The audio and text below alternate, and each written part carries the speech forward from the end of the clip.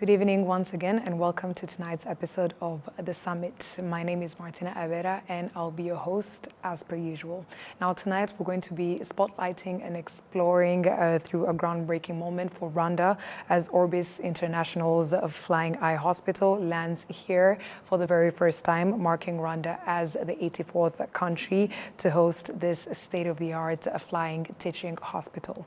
With the support of the Alcan Foundation, Omega, and in partnership with the Rwanda International Institute of Ophthalmology and various other hospitals, this two-week training program is empowering Rwanda doctors and medical teams to be able to have advanced surgical skills, cutting-edge simulation technology, and critical patient care techniques to combat avoiding blindness. So without further ado, we are joined by distinguished guests. I'll start with you, Maurice Gieri. He's the director of the Flying Eye Hospital at Orbis International. Thank you for joining us here. Thank you. And last but not least, we have Dr. Chiku Mathenge, the medical advisor for Orbis in Africa and the co-founder of RIO. Thank you for joining us here.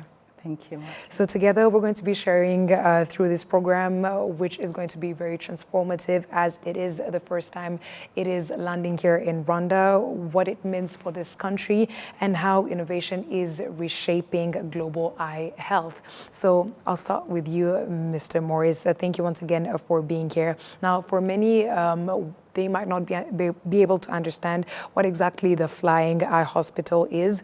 It is such an extraordinary concept. And if you may, please tell us more about it, what it means for it to be in the country, what it does, how it works, as well as it being a teaching hospital on a plane. Sure. So Orbis has been delivering clinical training with the Flying Eye Hospital since 1982, so over 40 years. And the Flying Eye Hospital that you see today is actually our third generation Flying Eye Hospital, which we launched in 2016. So inside the plane itself, we have first our hospital, which is the most important area for us. That's made up of a patient care room, operating room, sterilization area, and a recovery room for the patients. So also in the plane, at the front of the plane is our classroom, which is another very important area where we have 46 seats and we can invite local doctors and eye health professionals to come on board, and we deliver lectures, and also we can watch the live surgery. So while we're doing surgery on board the plane, we have cameras inside the microscopes so that we can see on the monitor exactly what the surgeon is seeing through the microscope. That allows us to teach a much larger group of people and still see exactly just what the surgeon is seeing through a microscope. So in the classroom at the front, we have a large screen, and we'll watch the surgeries live, and the surgeon will also wear a microphone, so they'll be explaining the procedure step by step as they're doing the surgery.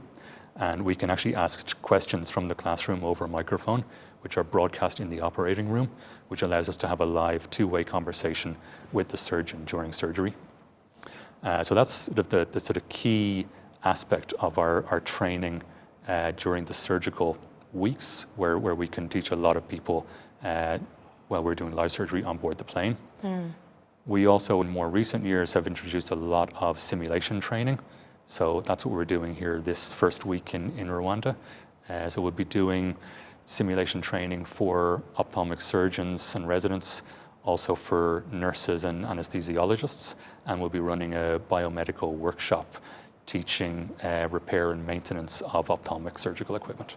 All right, thank you for that. And seeing as this is the first time that the Flying Eye Hospital is operating here in Rwanda, how is the first week of the simulation training going in terms of the trainees and the doctors and the patients in general being able to be a part of this state-of-the-art flying and teaching hospital? How has the experience been, especially for those who are seeing it for the first time? Yeah, and like you said, this is the first time for the Flying Eye Hospital here in Rwanda, and this was our 84th country where we've delivered in-person clinical training.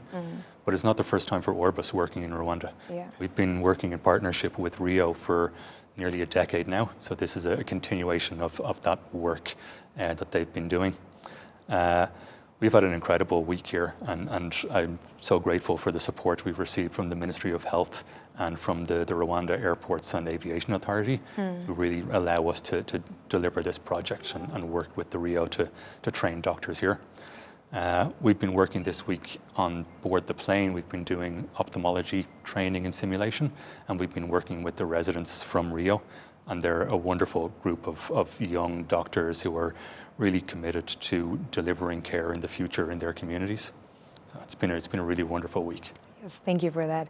And over to you, Dr. Chiku. Rio has been a leading eye health institution here in Rwanda for quite some time now. How does this partnership with the Flying Eye Hospital align with your long-term goals? Thank you, Martin. Yeah, as Rio, we are delighted to be the local partner with Orbis International. Like Orbis, Rio likes teaching, we like technology, we like treating patients, and we believe in collaboration, so this is really important for us. And this mission it kind of ticks all those boxes. There'll be a lot of training of doctors and also ophthalmologists in training. We are going to treat patients. There's a lot of technology involved. Ophthalmology relies a lot on technology, and a lot of this technology is quite expensive. So this brings previously unavailable technology to us. And it's a great example of collaborating with a bigger body to really serve the Rwandan public. Yes.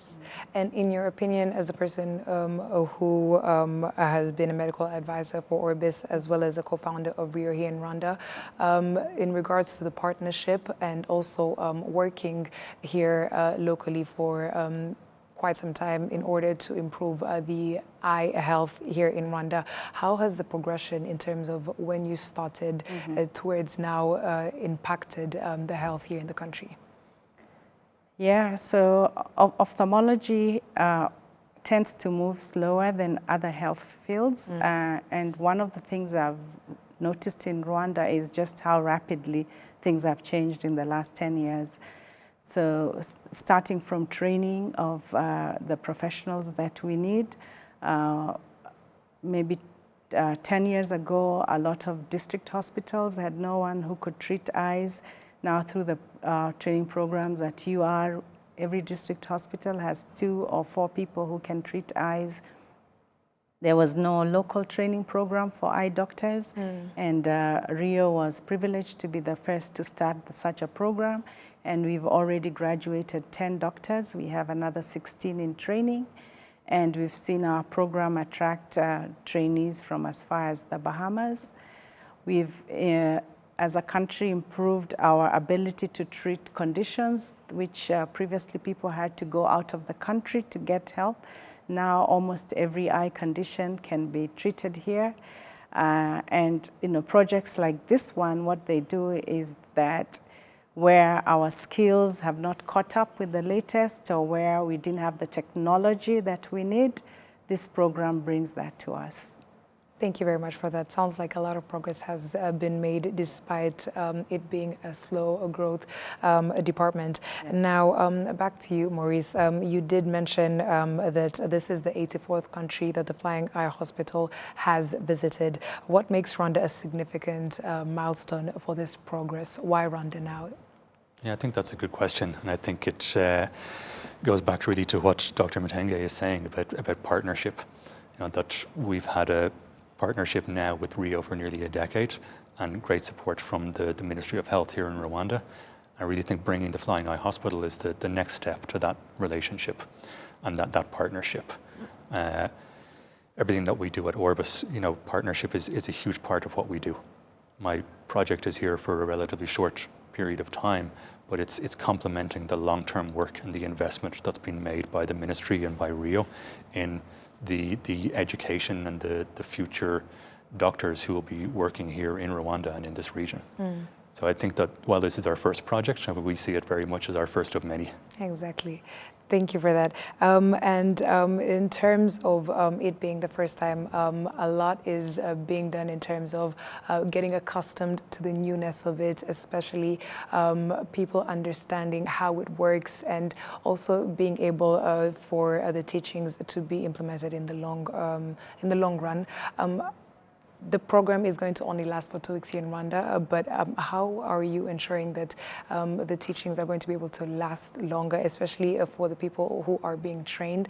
And it might be tricky because this is their first time, especially learning some of these things. So how are you going to be able to approach that, if I may ask? Yeah, so I mean, again, it comes down to the partnership with Rio, a very strong partner that we've had for a long time. We're also able, with the Flying Eye Hospital, to introduce some new technologies here during this program.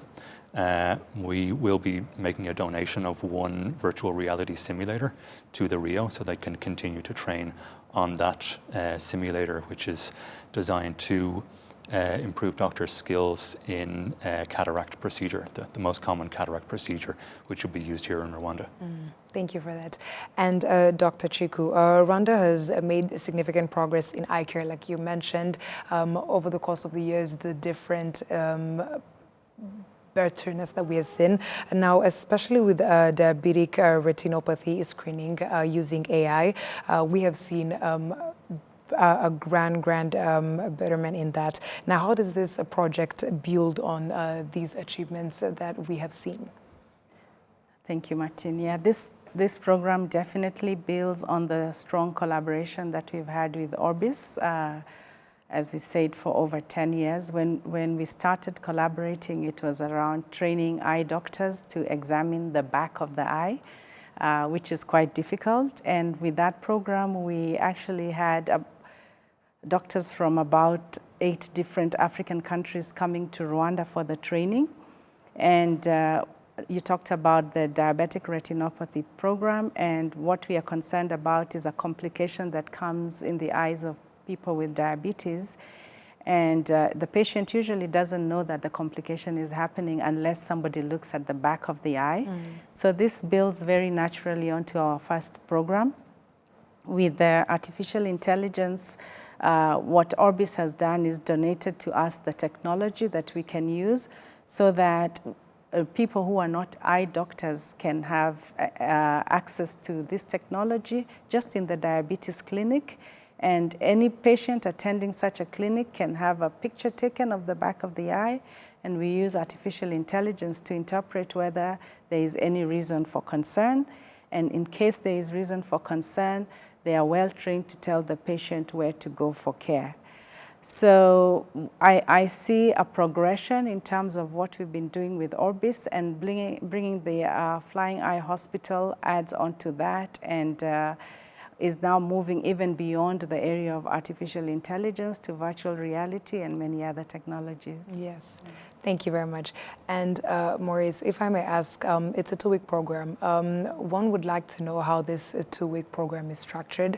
We did mention earlier on in the show that the first week is for the simulation and more like practice. But what kinds of training and technologies are being introduced, especially to the local doctors who are learning?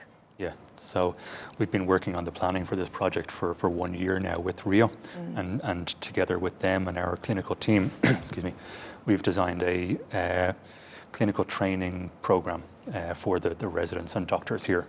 So this week, specifically on ophthalmology side, we'll be teaching simulation techniques in cataracts, glaucoma, strabismus, medical retina, maybe one more that I'm forgetting. We're also working at Kibagabaga Hospital, working with nurses and anesthesiologists, using high-fidelity mannequins to train nurses and anesthesiologists there. Next week, when we move into the surgical training, we'll be doing live surgical training, and our 4 specialist surgical subspecialties will be cataracts, oculoplastics, strabismus, and medical retina. So there's a lot of training. We also, next week, will be training the whole clinical team. So the nurses and the anesthesiologists will be following the ophthalmic surgical schedule but we'll be training and working together as a team in the operating room. That's beautiful to hear. And back to you, Dr. Chiku. What do you see as the most critical skill or knowledge gaps that this training will be able to address, especially for local ophthalmologists and the residents who are taking part? Yeah, thank you. Actually, to build up on what Maurice has just said, we are training not just the eye doctors, but training the entire team. So when we as eye doctors are managing a patient, we need sometimes somebody to give anesthesia. We need the nurses who support us in the eye theaters. We, as I said, we use a lot of technology. We need people to maintain that technology.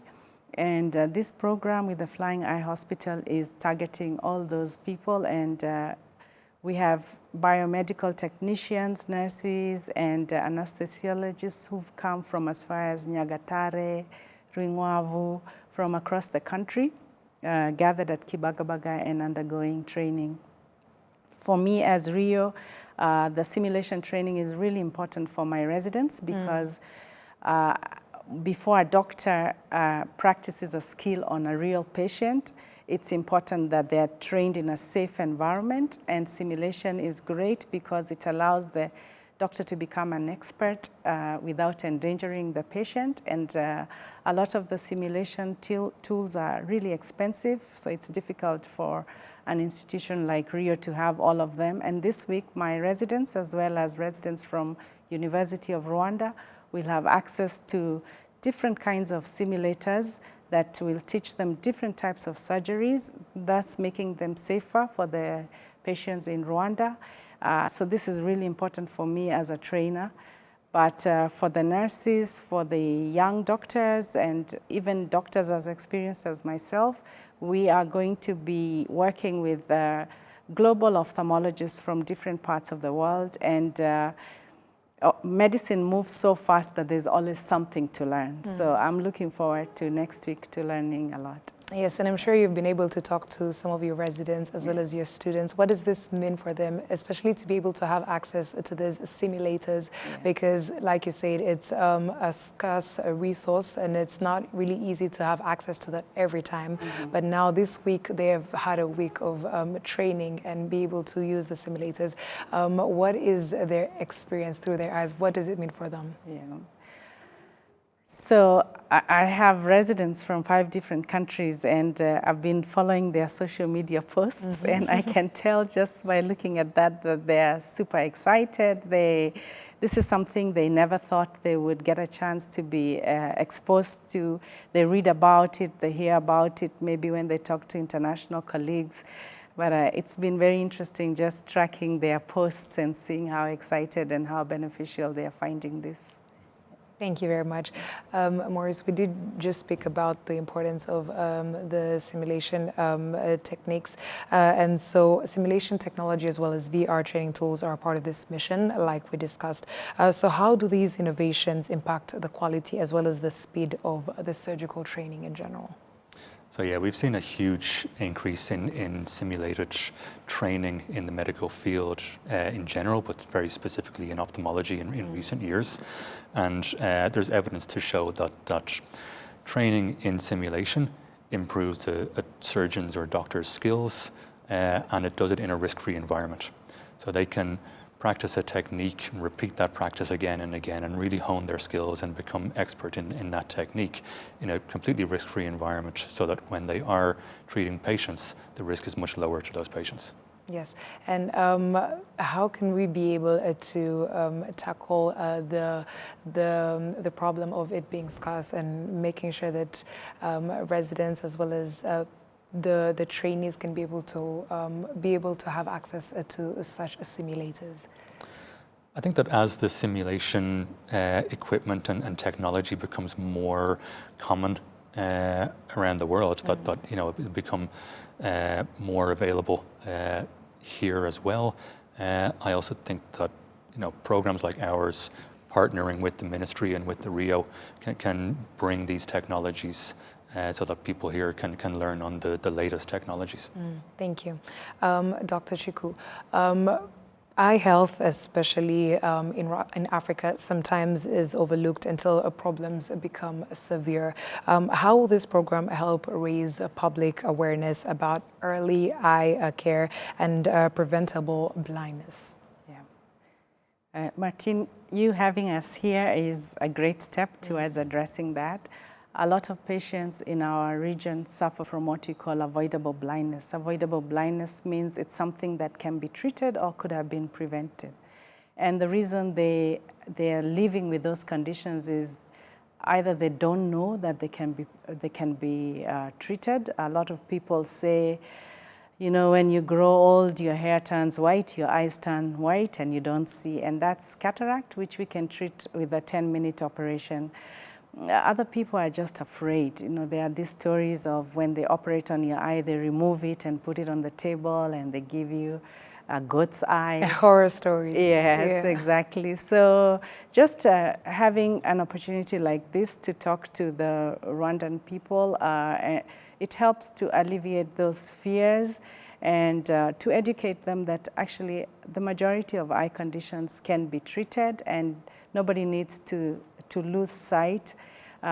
It's important to tell them that Rwanda has moved rapidly, and now there are very few eye conditions that we cannot handle here. And where we lack the technology or the skills, then projects like this Flying Eye Hospital help us to fill in those gaps. So I think tackling fear, just educating people. Some people think only old people get eye problems. It's important to tell parents that young children should have at least one eye check before they start school. People using computers a lot, which is like everybody these days, need to have eye checkups. So a lot of media programs like this will help us a lot in addressing those gaps. Yes. And how could you describe the progression in terms of awareness, especially tackling the taboos that or the stigmas that are surrounding eye checkups, or just in general making sure that you are on top of your eye health? How can you describe the progression? And in terms of the taboos, a lot of taboos and stigmatization, we deal with that in Africa. Yeah. But like you said, such programs are here to be able to tackle that. But in your opinion, how is the progression so far? Yeah, I think there's been a lot of good health education programs out there. There was a time when even wearing spectacles was considered a disability. But now they are fashionable and people know that they help improve vision. Talking to patients who've had treatment helps a lot. So when someone has had a success story and they talk about it, that helps a lot. Recently, under the Orbis program, we visited a young patient all the way, it was beyond Kinihira, and she was a beneficiary of the diabetic retinopathy screening program. So she's a young lady and she was losing sight. She went to the Rwanda Diabetes Association, had her eyes screened with the artificial intelligence camera, and was told she actually had 2 problems in her eyes, but both were treatable. And we visited her recently, and she's now seeing, she's married, she has a child. Wow. So those kind of stories, if we can tell more and more of them, they help others not to have the fear and to realize that all this is possible in Rwanda. Thank you very much for that beautiful story. Back to you, Maurice. Beyond the training, one might ask, what happens after the surgery? Will there be any direct patient care as part of the visit? What goes on beyond the surgery or even the training? Yeah, so we will plan to train around 100 training participants. So that's 100 doctors and eye health professionals here in Rwanda that we will train during the program. We'll also have surgery for around 40 people during the project. And by working with the local surgeons, we'll be also working on advice for follow-up care for those patients and other patients. So yeah, we're sort of working long-term that way to support those patients. And how is the selection process for the types of surgeries or the types of patients that you will be working on? What is the criteria that you follow when you are picking the 40 that you chose to be able to conduct the surgery on? Yeah, that's done in very close partnership with Rio and Kibagabaga Hospital. And the first thing that we do is we identify the specific surgical techniques that we'll be training. And then for each one of those techniques, we identify surgeons from here in Rwanda who will be the participants of our training. And those local surgeons are the ones who actually start to select the cases. So as they're seeing cases, we have a criteria for what will be a good training case, and they select those patients. And we actually use our cybersite.org, which is the Orbis online telemedicine platform.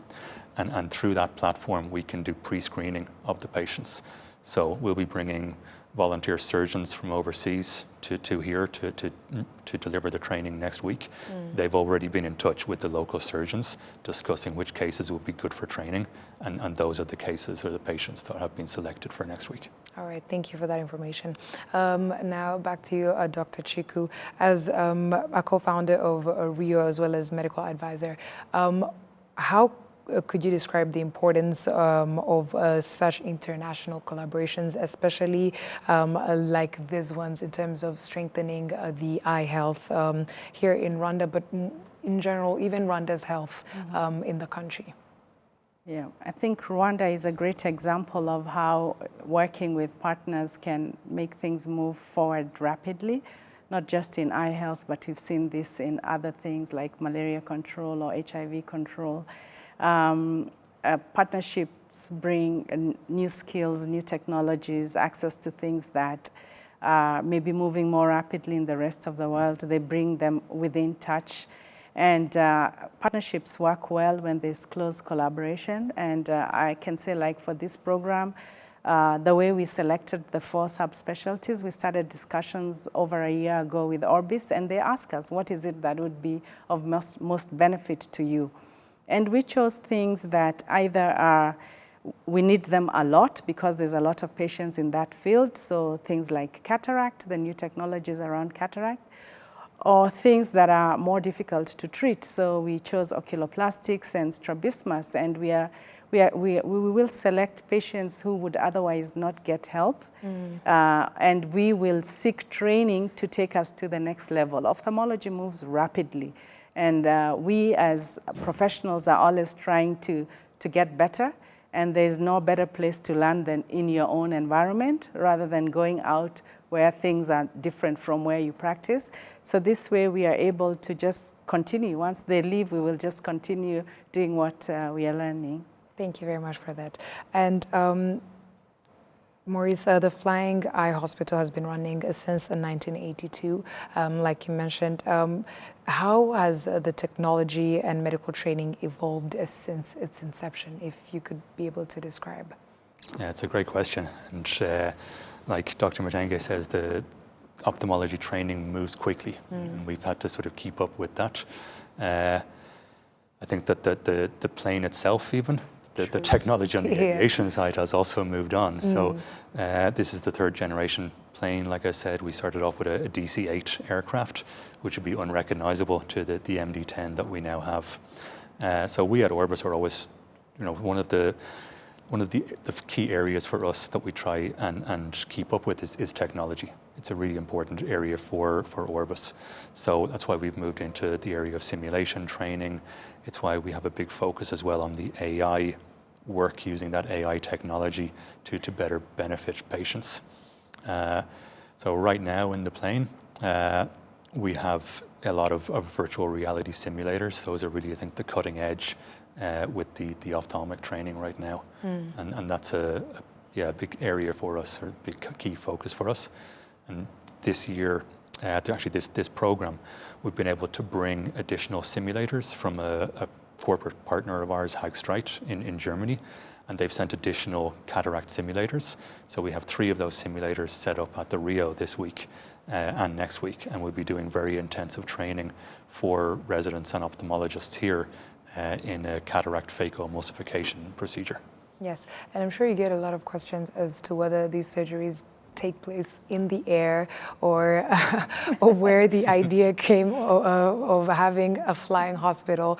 How do you answer some of those questions? Why a flying hospital? And when people ask whether the surgeries do take place in the air, what do you answer to them? It's a question that always gets asked. Yes. And of course we do the surgeries here on the ground. So the hospital inside the plane allows us to move a state-of-the-art specific training hospital to different locations.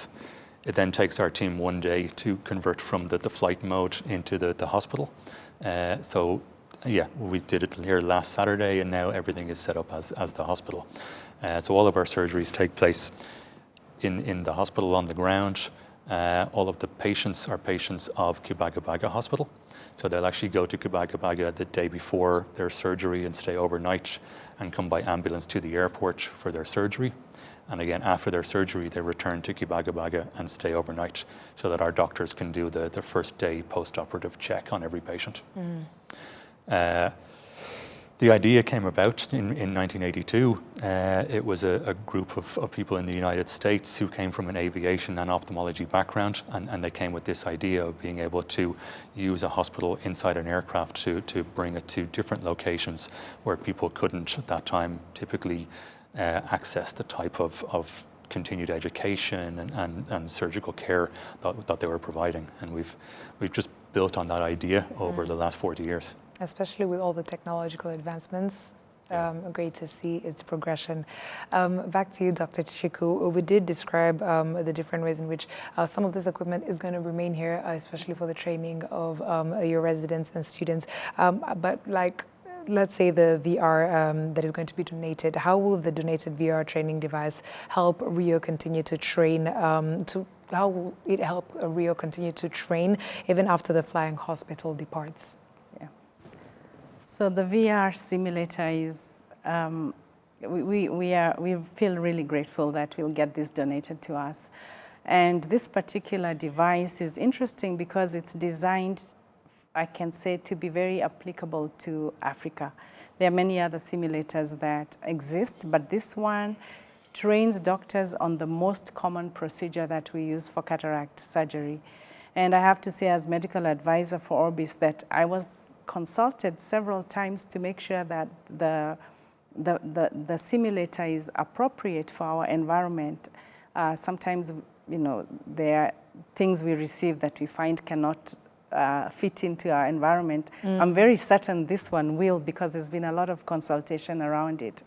But for me as a trainer, what it does, it allows me again to start with my very fresh residents and in a safe, risk-free environment, teach them cataract surgery before they go to patients.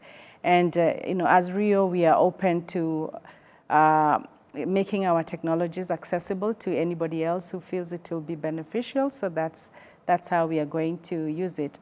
But we are also in partnership with Kibagabaga Hospital, and there's a lot of things that have been donated to Kibagabaga Hospital to improve the way surgery is handled there.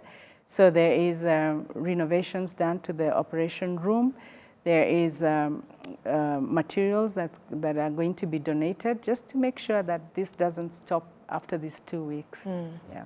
And when we speak of the percentage of patients who leave the country to seek outside healthcare, but specifically ophthalmology, is this going to be able to tackle that problem, especially the training that that the residents and the doctors will have received from the Flying Eye Hospital? Can we say that there is going to be a significant difference in terms of, even in the long run, we're not even thinking about maybe something immediate, but is that going to be able to tackle that issue of reducing the number of patients who travel for such treatment? Absolutely, and you know, thank you for giving us the chance to be able to talk to the public about what is possible in eye care. And as I said, there's very few conditions that we cannot fix in the country, and definitely after this training, we are even better equipped.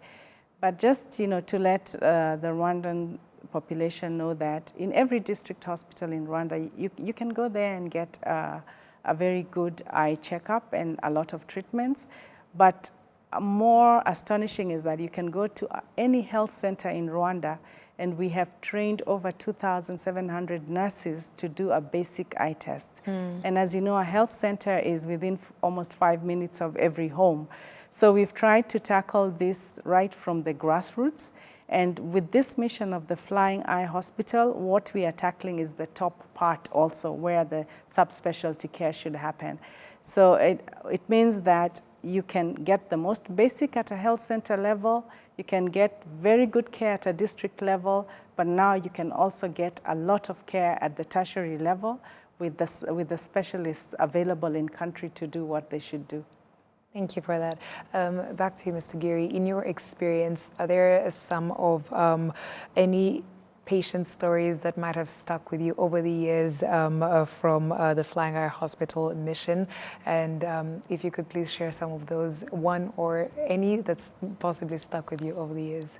Yeah, of course. It's a real privilege in my job to be able to see patients receiving care and to see, I mean, sometimes seeing grandparents seeing their grandchildren for the first time, seeing children with eye conditions who've received a surgery and they're able to see their parents clearly for the first time. It's incredibly touching moments. There's one that I always remember and feels very special for me, when a project that we did in Mongolia, and many years earlier, the Flying Eye Hospital had been there 15 years earlier, and there was a young teenage girl who had received a surgery on board the Flying Eye Hospital for a condition she had on her eye. And that same lady was back with us working as a volunteer translator for the program. And the first day when she came on board the plane, she met the nurse who had cared for her 15 years earlier when she came for surgery as a child. And to see them make that connection after 15 years, it was incredibly touching and just a beautiful moment to witness. Very beautiful. And Dr. Chiku, do you have any outstanding stories that you might have experienced, or not even through the Flying Eye Hospital, but even in general, working in eye health for all these years? Sure. Eye health is very gratifying, and one of the reasons it's gratifying is that you can get a patient who's blind today, and by tomorrow they are seeing. And that's very satisfying for us as eye doctors. Yes, I remember once being told about a child in Ruri. I was very new in Rwanda then, I didn't even know where Ruri was. But somebody reported that there's a child who had dropped out of school, and we needed to look for them.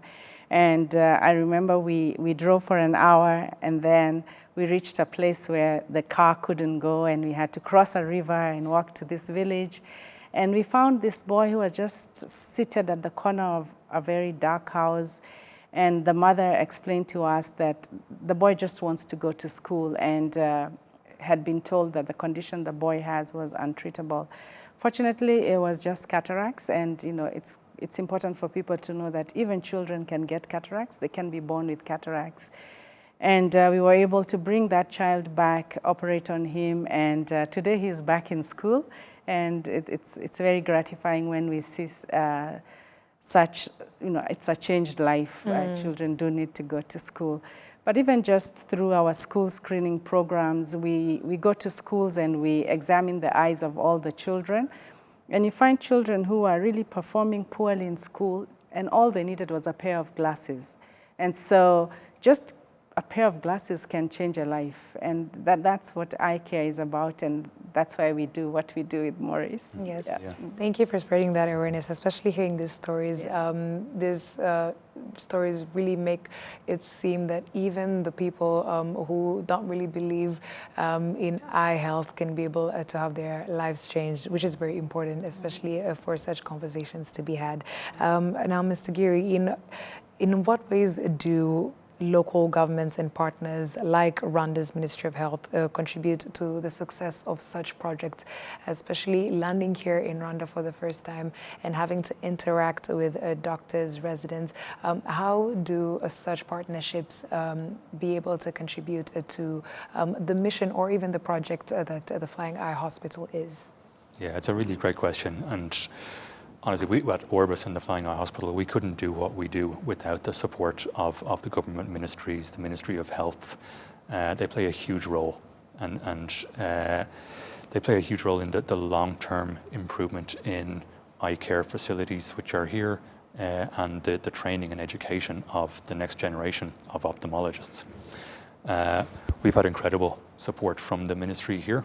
Like I said earlier, the Ministry of Health and especially the Rwanda Airports and Aviation Authority have given us great support.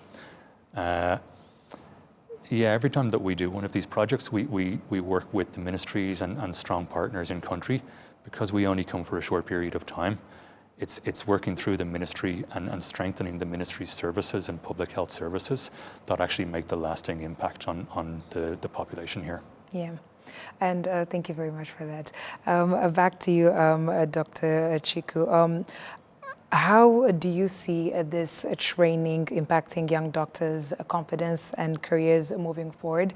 You did speak about you seeing their reactions on social media, their excitement, but also their realization that a country like this is giving them opportunities to be able to excel through partnerships with Orbis. So how, in your opinion, do you see this training impacting these young doctors' confidence, especially them trying to make a difference in their career?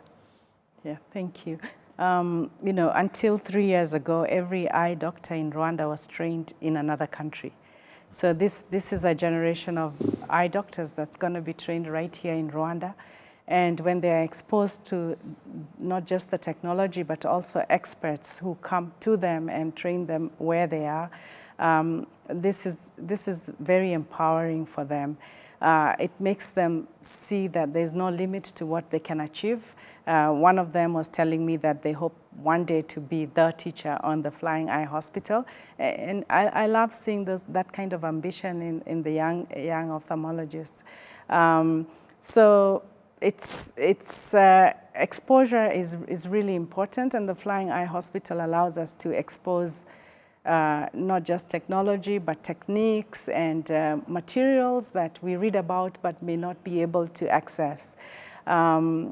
I have to add to what Maury said, that this is an absolute collaborative project, and in the 1 year planning for this, the Ministry of Health has been such a great support. We would not do this without the support of the Ministry of Health. But the Rwanda Airports Authority, the civil aviation people, Rwanda Air itself, can imagine with a plane, you need stairs for people to leave the craft. You need to offload things. The FDA, because they have to go through everything that comes on the plane and ensure that it meets the standards that we expect as a country. Kibagabaga Hospital, because patients must belong to a hospital. So it's really been a great work of collaboration, and I'd like to thank all those parties that are involved in making this happen. Yes, and just as a follow-up, as a co-founder of RIO and experiencing the preparation of having Orbis's International Flying Eye Hospital come to Rwanda and seeing the progression of it, especially in terms of it being the first time coming here, it did open a door for other innovations to dream big, and people understanding that they can be able to do something like this here in the country. What does it mean for people trying to invest, especially into young doctors here in Rwanda and Africa as a continent, to be able to not be threatened by the barriers that as a continent that we face? Yeah, I mean, I am very grateful to be able to see this mission happen in Rwanda, and grateful also to Orbis to have trusted us as the local partner, but had the confidence to come to Rwanda. And I hope that this will allow other partners to see Rwanda as a great destination when you want to transfer skills and technology. and to see that all these things, they are possible, and there is great need to train the health professionals that are needed to just change the health status of people in our communities. So we are thankful to Orbis that they chose Rwanda, and thankful that it's so far been an absolutely wonderful week working with them. Thank you for that. Mr. Giri, looking forward, what does Orbis envision as the long-term impact of this partnership with Rwanda? You've continued to work with Rio for the past 10 years, but the Flying Eye Hospital just landed here in Rwanda for the first time. But what are your long-term visions, especially for the partnership with Rwanda? Yeah, I think our long-term vision is, first of all, for this to be the first of many visits to Rwanda. We'd like to come back again and continue to complement the great work that's being done here. Yeah, I think also always our goal is to inspire the next generation of ophthalmologists and eye care professionals. Yeah. Inspire them to work in their communities, and also inspire them to become the next generation of teachers, to pass on the skills that they've learned to the young ophthalmologists who are coming after them. Thank you for that. And the same question applies to you, Dr. Chiku. What would you envision as the long-term impact of this partnership that Rio has with Orbis International, especially now that the Flying Eye Hospital has landed here in Rwanda for the first time? Yeah, the Flying Eye Hospital is a great symbol because it's very visible, and it allows people to talk about eye care. And that's always the first step, that people are aware that this is a field of health that has advanced a lot, and we have a lot of solutions that are possible within the country. With Orbis has expertise in different areas. In the area of training, it's just not through missions like this, but there is a platform online called Cybersight that has a lot of material, and many things are actually mandatory for my residents because there's just such good material online. So I hope that through this we'll be able to have access to many more tools and resources that Orbis provides, and that we can tap into that for our training needs. Thank you for that. If I may ask, Maurice, such technological advancements, especially in eye health, we are seeing the rapid growth. Does this call for an even wider vision in terms of more technological advancements to come through? We talked about the simulations, even the AI technology that we are viewing. Some are still getting accustomed to the AI revolution and understanding that it is more of help to us than a threat. How can we be able to bring awareness to that fact that AI is here to help, especially doctors including it in their surgeries or even in their practice? Yeah. I think that through the Flying Eye Hospital project, with the visibility that we have, we can give people exposure to those new technologies, and like you said, show them that it's not a threat, it's actually an aid which will help them to treat more patients, to practice their skills in a simulated environment which is of no risk to the patients. I think these are all positive things that we can bring with the new technologies, and we can demonstrate them through the Flying Eye Hospital, and then also introduce those technologies here in Rwanda. Thank you. Yes, I would like to add to that, because when we started the first AI project with Orbis, it was at the Rwanda Diabetes Association. And at that time, we wanted to make sure that the technology was very appropriate for our population. So we gave the patients a choice. I can examine your eye as an eye specialist, or you can be examined by this camera that has AI. And we were not sure what they would choose. A lot of them chose the AI, which was a pleasant surprise. But at the end of the project, one of the things that we found out was AI allowed the patient to go home with a report, an instant report saying this is the condition of your eye and this is what you need to do. And we translated those reports into Kinyarwanda so they could read and see what was wrong with their eyes. And that they found very useful. And since then, we have a camera at the military hospital, we have a camera at Frontier Hospital, and we are about to put another one on at car-free days so that anybody in the public can come and have their eye screening. I think Rwandans really embrace technology. They are not threatened by it. So Rwanda has been an excellent country to place these technologies. Yeah. Yes, thank you for that. As we draw to the end of the conversation, what would you like to let the people know, especially those who are watching us? This is a 2-week program. You are going to be flying to another country when you leave here. But what information would you like to provide to the people, especially to spread more awareness about the Flying Eye Hospital, and to the residents, to the doctors who are going to remain here with more knowledge than when they joined the training program? What would you like to let them know? I think that really the focus for us is on training local health and eye care professionals. So we're happiest when we leave. The surgery that's done after we leave using techniques that people have learned on the Flying Eye Hospital, that's the greatest success for us, because it means that those skills and techniques are here in Rwanda and helping people in the community here.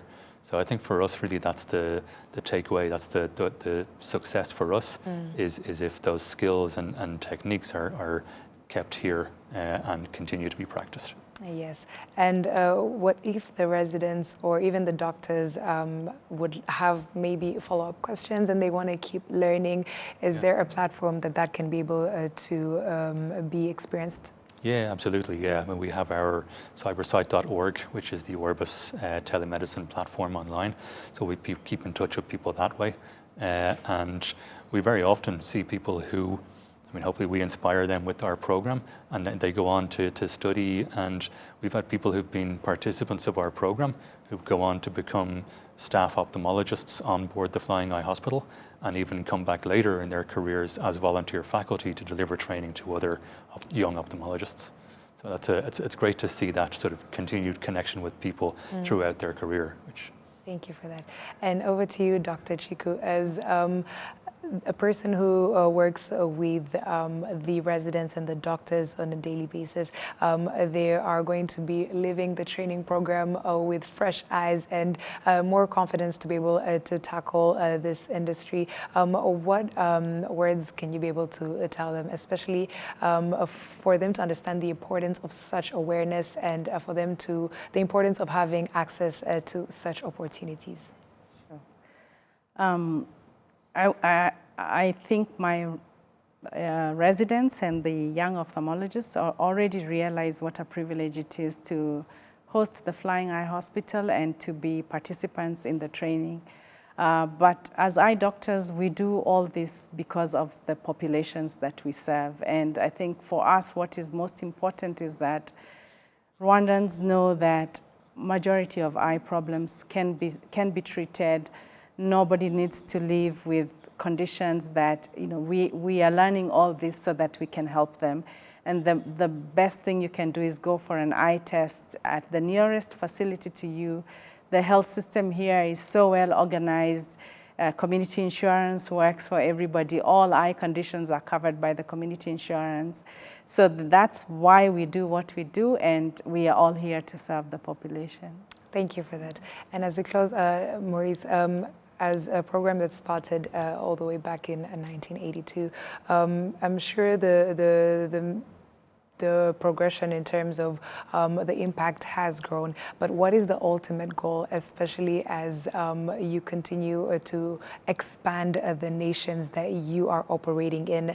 This is the 84th country, and you plan to visit more countries. What would be the ultimate goal as Orbis International Flying Eye Hospital? Our ultimate goal at Orbis is the elimination of avoidable blindness. Yes. That's something which we can't do on our own, which is why partnerships and teamwork is so important to us, and working together with different government bodies and strong partners in countries like we have here. Thank you very much for that. And now the Flying Eye Hospital, as you heard from our distinguished guests, symbolizes what is possible when innovation meets compassion.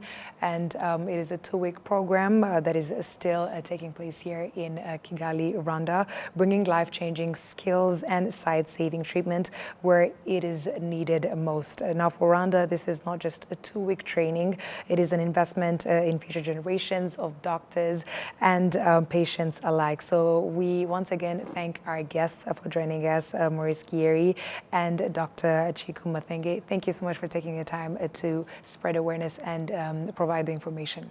Thank you. Thank you. Yes, and for everyone who was able to watch and for everyone who is dedicated to transforming eye care in Rwanda and beyond, thank you for tuning in.